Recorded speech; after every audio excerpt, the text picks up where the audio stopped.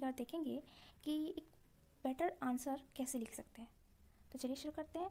तो आज हम लोग कला और संस्कृति में पोर्शन जो कि पेपर फर्स्ट में पूछा जाता है, तो उसका 63rd में जो क्वेश्चन पूछा गया था, पटना कलम चित्रकला शैली की मुख्य विशेषताओं का परीक्षण कीजिए, इसका आंसर फॉर्मेट देखेंगे।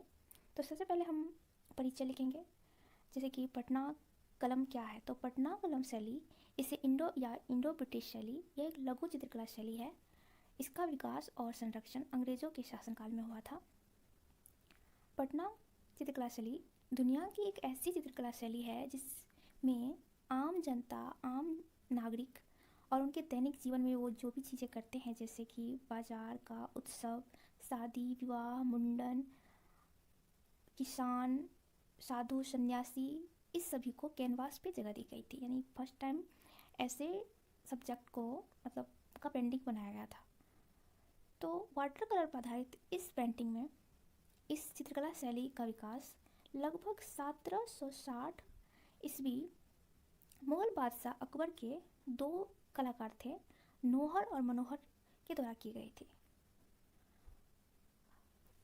चूँकि आप सभी को पता होगा कि मुगल काल शाही दरबार यानी मुगल काल जो था कला और संस्कृति के लिए का मुख्य केंद्र हुआ करता था उस समय।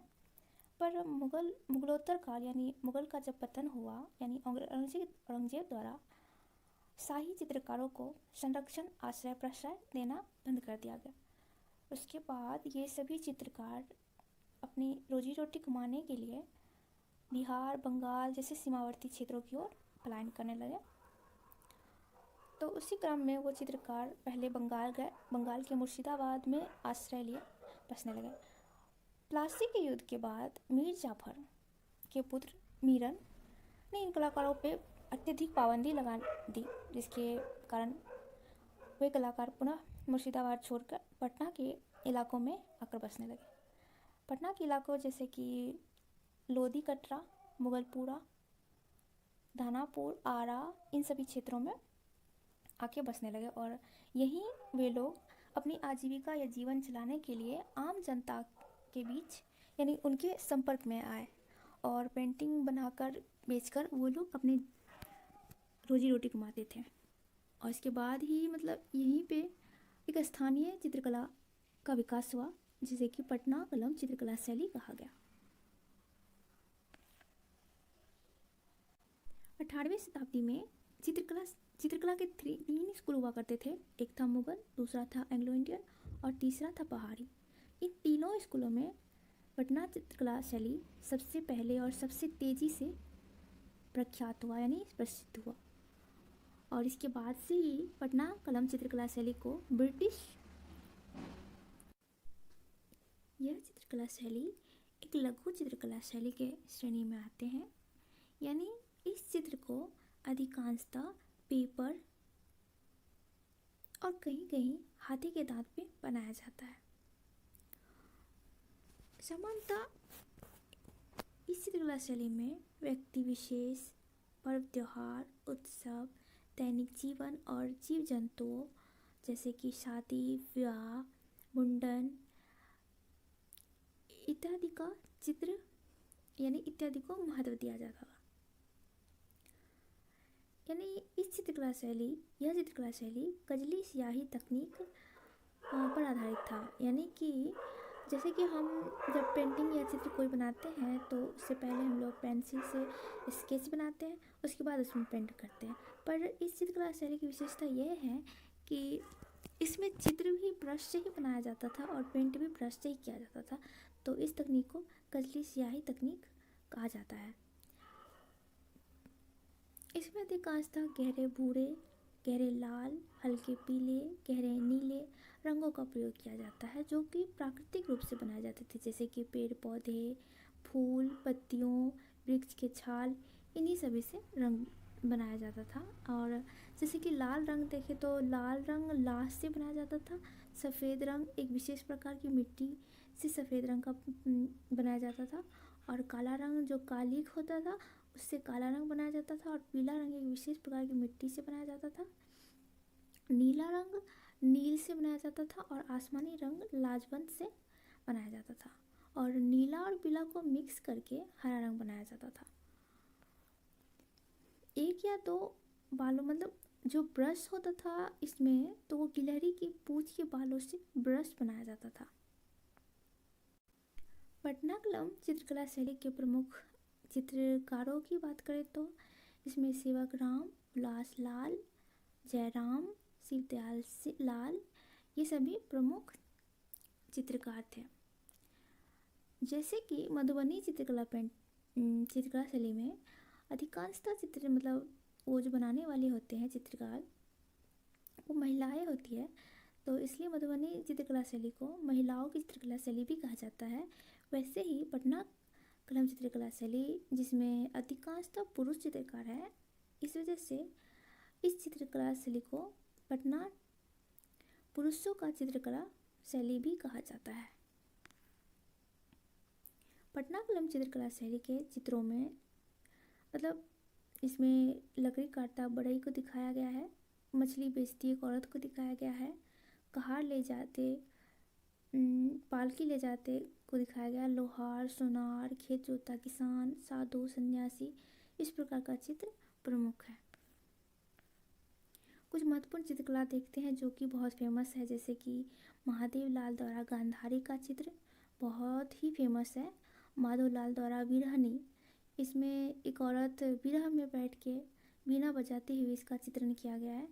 शिवदयाल द्वारा मुस्लिम निकाह का चित्र बनाया गया है। यमुना प्रसाद द्वारा बेगम की शराबखोरी, जो कि मुगल की जो बेगम हुआ करती थी, वो जो अयासी वाली ज़िंदगी जीती थी, उनका चित्रण किया गया। और हुलास लाल द्वारा होली की चित्र किया गया। मतलब इसका पेंटिंग इतना मतलब रियल लगता है कि ऐसा लगता है कि फ़ोटो क्लिक किया गया है।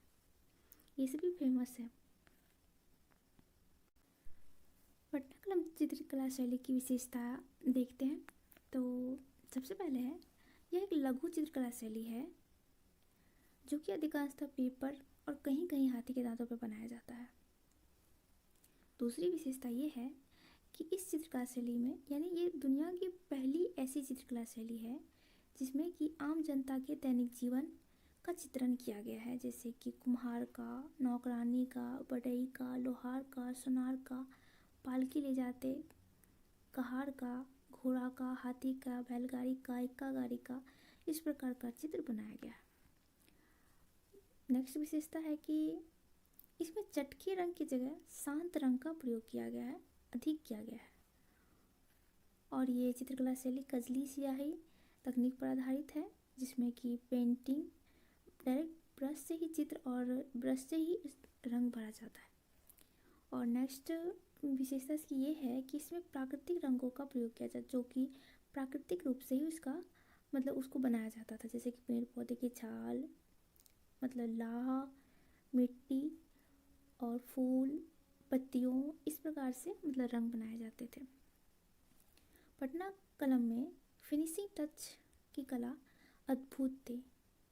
मतलब इस चित्रकला में मतलब कि ऐसे मतलब सिंगल फेस का चित्र बनाया जाता था जो कि काफ़ी उभरा हुआ रहता था, जैसे कि नाकें बहुत लंबी होती थी, मतलब भौं जो होते थे वो बहुत ज़्यादा घने होते थे, भारी होते थे, और फेस जो था दुबला पतला और गंदे पतले से होते थे। धसी हुई आँखें होती थी जो बड़ी बड़ी थी, और लंबी लंबी मूछें इस चित्रकला की विशेषताएं हैं।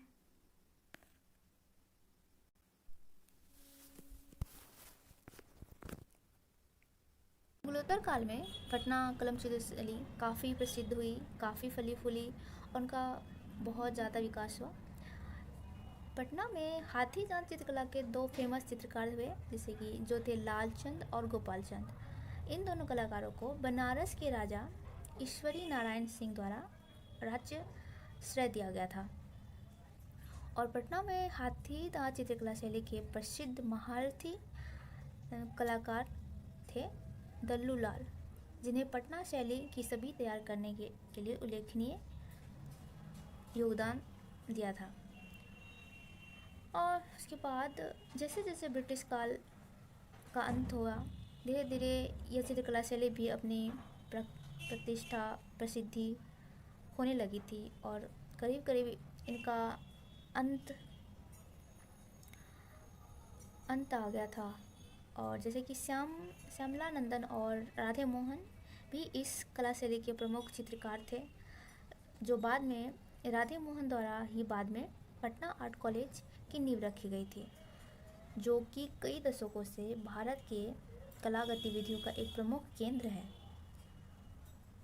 ईश्वरी प्रसाद वर्मा भारत में पटना कलम शैली के अंतिम चित्रकार थे और लगभग 15 वर्षों पहले उनके देहांत के साथ ही पटना कलम शैली की ख़त्म हो गई। और इनकी ईश्वरी प्रसाद वर्मा की कृतियाँ आज भी पटना कॉलेज में सुरक्षित है। आइए अब इनका निष्कर्ष देखते हैं। पटना कलम, तो पटना कलम चित्रकला शैली एक लोक चित्रकला शैली थी जो कि स्थानीय विशेषता को दर्शाते थे, जिनमें आम जनता के लोगों की चित्रण किया गया था। यह बिना किसी राजाश्रय के फली फूली, यानी यह आम जनता के बीच में विकसित हुआ और आम जनता ही इसके हमेशा से विषय वस्तु रहे। इसे किसी का राजश्रय नहीं मिला। तो इस प्रकार धन और राजश्रय के अभाव के कारण ही इस कला का अंत हो गया। किंतु इस चित्रकला की महत्ता आज भी बरकरार है, जो कि बिहार की गौरवशाली कला परंपरा का अमूर्त धरोहर है। तो इस कला शैली का चित्रों का संग्रह आज भी खुदाबख्श लाइब्रेरी, पटना म्यूजियम आदि में संरक्षित है।